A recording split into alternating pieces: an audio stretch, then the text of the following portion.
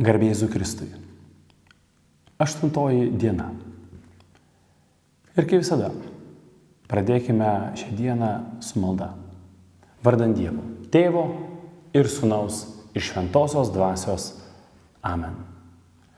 Tėve, pažadink tarp krikščionių gausių ir šventų pašaukimų į kunigystę, kurie palaikytų gyvą tikėjimą ir su dėkingumu išsaugotų tavo Sūnaus Jėzaus atminimą, skelbdami jo žodį ir teikdami sakramentus, kuriais tu nuolat atnaujini tikinčiuosius. Duok mums šventų tavo altoriaus tarnautojų, rūpestingai ir uoliai saugančių Eucharistiją, iškiliausios Kristaus dovanos sakramentą pasaulio atpirkimui.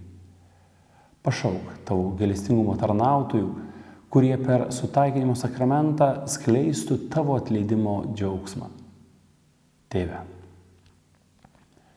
padaryk, kad bažnyčia su džiaugsmu priimtų gausius tavo Sūnaus dvasios įkvėpimus ir klusniai priimdama jo pamokymus rūpinusi pašaukimais į kunigystės tarnybą bei pašvęstąjį gyvenimą.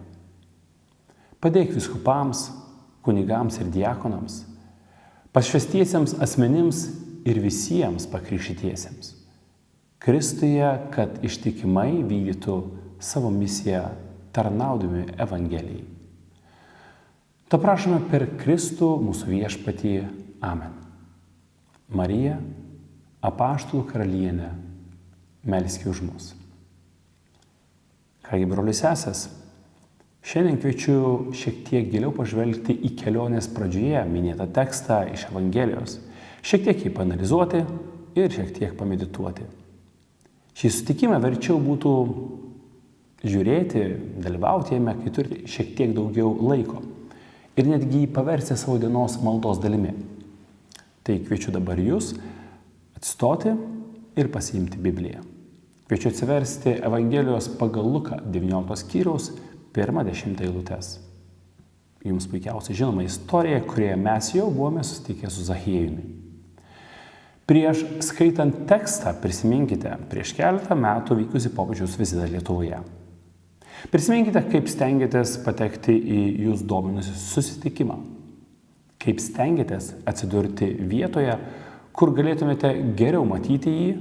Na, o jei dar patekote tarp tų laimingųjų, kurie turėjote malonę susitikti su juo asmeniškai, tai manau dar ilgus metus pasakosite ir perpasakosite šią istoriją.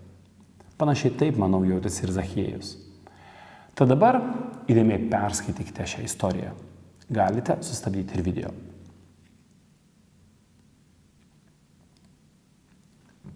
Kągi, sveikinu sugrįžus. O dabar atidžiai dar kartą skaitydami, pasibraukite visus su Zachiejumi susijusius veiksmažodžius ir su jais susijusius prieveiksmius. Ką gauname? O gauname šios žodžius. Troško, užbėgo pirmyn, įlipo, pamatyti, skubiai nulipo, su džiaugsmu priėmė, atsistojęs prabilo, atiduodu, nuskriaudžiau, gražinsiu. Sutikite, tai veržlūs žodžiai, kurie nurodo jo kryptingumą ir apsisprendimą pamatyti Jėzų, o vėliau ir atsiliepti viešpaties kvietimą. Dabar žvilgtelėkime į Jėzų. Jis atvykęs į miestą eina per jį. Ir tokia išraiškos forma, nurodo, kad Jėzus keliauja tarsi pro šalį, tarsi nežadėdamas čia užsilaikyti.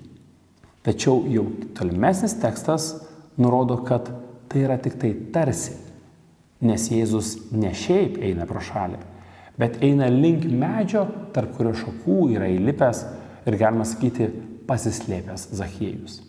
Žiūrėkite, 4 eilutė baigėsi paaiškinimu, kodėl Zachiejus įlipo būtent į šitą medį. Nes Jėzus turėjo ten praeiti. Ne ateiti, ne prieiti, bet praeiti. Ką sako kita eilutė? Kita eilutė prasideda nuo to, kad Jėzus atėjęs į tą vietą, pažvelgęs aukštyn tarė. Neeidamas pro šalį, kai buvo minima anksčiau, nes taip galvojo Zachiejus, bet pasiekęs savo kelionės, šios dienos kelionės tikslą. Tuo labiau, kad Jėzus pakėlęs akis jau žino, kas ten medyje sėdi. ir ko jis nori iš Zachiejaus. Štai koks būna žmogaus ir Dievo žvilgsnių skirtingumas. Žvelgime toliau. Paskutiniai ištraukos Jėzaus žodžiai, skirti jam, Zachiejui. Jie rodo, jog tai, kas buvo prarasta, tai yra Zachiejus, tapo surasta arba atrasta. Lygiai taip pat, kaip ir prarasta arba pamesta avis, monetos arba sūnus palaidūnas. Taigi susitikimas su Jėzumi, gelbėtoju, žymi lūžį šio vyriausiojo muitininko gyvenime, lygiai taip pat kaip ir anksčiau muitininko Levio gyvenime. Jėzus atneša išgelbėjimą į jo namus, vadinasi.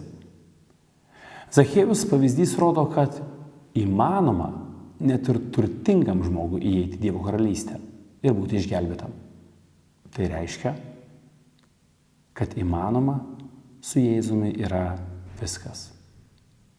Tokia yra žmogaus sūnaus misija ir tai paaiškina, kodėl jam šiandien reikėjo ten pasilikti. Zachiejus, kaip ir daugelis žmonių, manė, kad jie ieško Jėzus, bet iš tikrųjų Jėzus atėjo ieškoti ir išgelbėti. Kaip pranašavo Zacharijas, kaip skelbė Marija, Jėzus yra išgelbėjimo ragas, kurį Dievas iškėlė Dovydo namuose, kad atneštų išgelbėjimą ir parodytų gailestingumą Abraomo palikuonėms. Jėzus savo gailestingumą demonstruoja vėl ir vėl. Daugeliu žmonių ir netgi ne tik tai žydams. Galime prisiminti tas istorijas, kurias dabar matote ekrane. Tai yra, kai Jėzus parodo gailestingumą raupsuotajam, pagonims, apsėstajam, mokesčių rinkėjų ir nusidėjėliui, atstumtiesiems ir nusidėjėliai. Paskaitykite šias istorijas, šias ištraukas ir paklauskite savęs, o kada jūs jautėtės atstumti? Kada jautėtės paniekinti? Galbūt netgi ne pasaulio žmonių, galbūt netgi tų pačių krikščionių, kurie yra šalia jūsų. Kada patys buvote panirę į nuodėmes, kada troškote išsigelbėti, tačiau kaip išsigelbėti, kaip sugrįžti? Paskaitykite dar kartą Zachiejaus istoriją. Ar savo gyvenime, norėdami susitikti su Dievu, ieškote jo, lipdami į medį? Ar patekę į sunkumus, patekę galbūt į nuodėmę, slepiatės giliausioje oloje? Ir tai yra mūsų pasirinkimas – veržtis link Dievo ar nuo jo bėgti. Ir mes šį pasirinkimą darome kiekvieną dieną. Dievas savo pasirinkimą yra padaręs vieną kartą ir visiems laikams. Ir jisai niekada nesikeičia. Nepriklausomai nuo to, ar lipame į medį, kad jį pamatytume, kad su juo susitiktume, tarsi būtume prie jo arčiau savo pastangomis, ar leidžiamės į giliausią urvą ar vandenyno dugną, norėdami nuo jo pabėgti ir pasislėpti, tai nieko nekeičia Jėzaus atžvilgiu. Tai yra, Jėzus visada eina mūsų ieškoti ir visada eina mūsų gelbėti ir tai daro visą laiką pirmas. Šlovė Viešpačiui už jo meilę, šlovė Viešpačiui už jo gailestingumą. Garbė Dievui, Tėvui ir Sūnui ir Šventai Dvasiai, kaip buvo pradžioje, dabar ir visados ir per amžius. Amen. Vardan Dievo Tėvo ir Sūnaus ir Šventosios Dvasios. Amen. Būkite palaiminti ir iki susitikimo rytoj. Su Dievu.